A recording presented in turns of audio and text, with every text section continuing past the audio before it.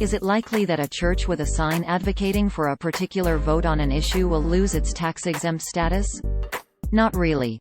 Although the IRS suggests that 501(c)(3) organizations refrain from publicly supporting a particular vote on an issue when it's a part of an upcoming election, an outcome as drastic as the church losing its tax-exempt status for such an action probably won't happen.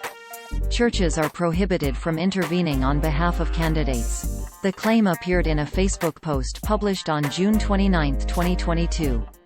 It read, quote, "Just a reminder, if you see a church with a Vote Yes sign outside or any other form of sign saying such, you can report them to the IRS for lobbying and they can lose their tax exemption." End quote.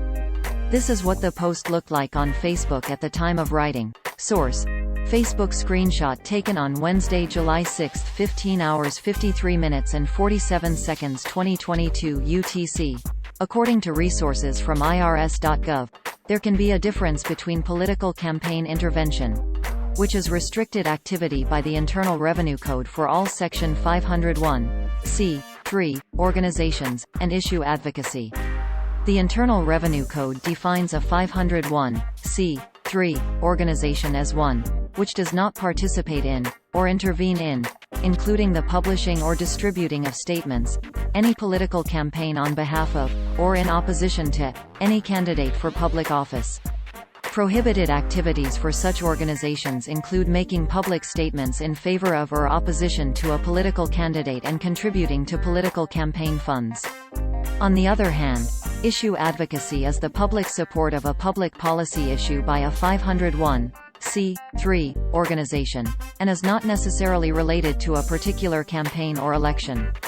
However, political campaign intervention and issue advocacy can be related, depending on the situation in question.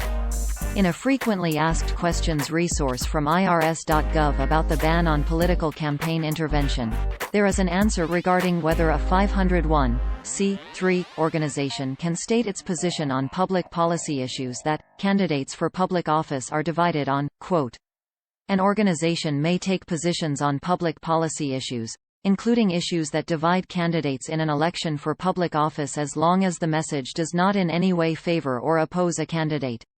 Be aware that the message does not need to identify the candidate by name to be prohibited political campaign activity. A message that shows a picture of a candidate, refers to a candidate's political party affiliations, or contains other distinctive features of a candidate's platform or biography may be prohibited political campaign activity." End quote. IRS.gov guidance states that expressing a stance on a particular public policy issue during an upcoming election is risky, although it doesn't appear to be outright prohibited. Quote, "A communication is particularly at risk of political campaign intervention when it makes reference to candidates or voting in a specific upcoming election. Nevertheless, the communication must still be considered in context before arriving at any conclusions." End quote. More information about what 501(c)(3) organizations can and cannot do when it comes to political campaign intervention can be found at the links included on this page. Among those links, an online mini-course about the ban on political campaign intervention suggests that urging a particular vote for an issue in an upcoming election should be avoided. See Issue Advocacy section. However, as stated above, there is no specific ban on such an action overall.